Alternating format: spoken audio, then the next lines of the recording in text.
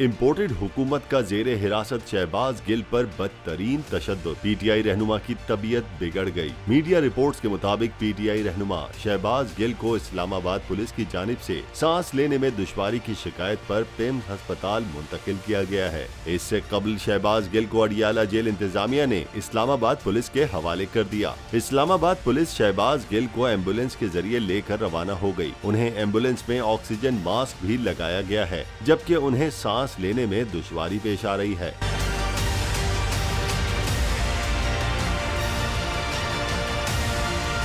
शहबाज गिल की अडियाला जेल से मुंतकली के लिए वजारत दाखिला ने एफसी और रेंजर्स से मदद तलब की थी, जिसके बाद एफसी और रेंजर्स की टीमें अडियाला जेल के लिए रवाना हो गयीं। शहबाज गिल की हवालगी के लिए वफाकी पुलिस के आला अफसरान पहले से मौजूद थे, जबकि रावलपिंडी पुलिस के तमाम अफसरान भी अपनी नफरी समेत मौजूद थे।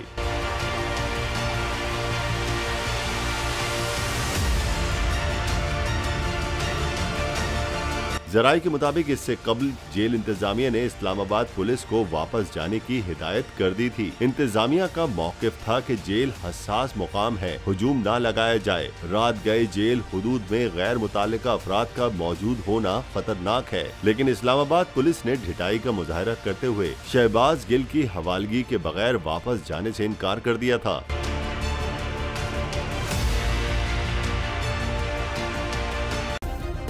सब्सक्राइब करें और बेल दबाएं ताकि कोई खबर रह न जाए।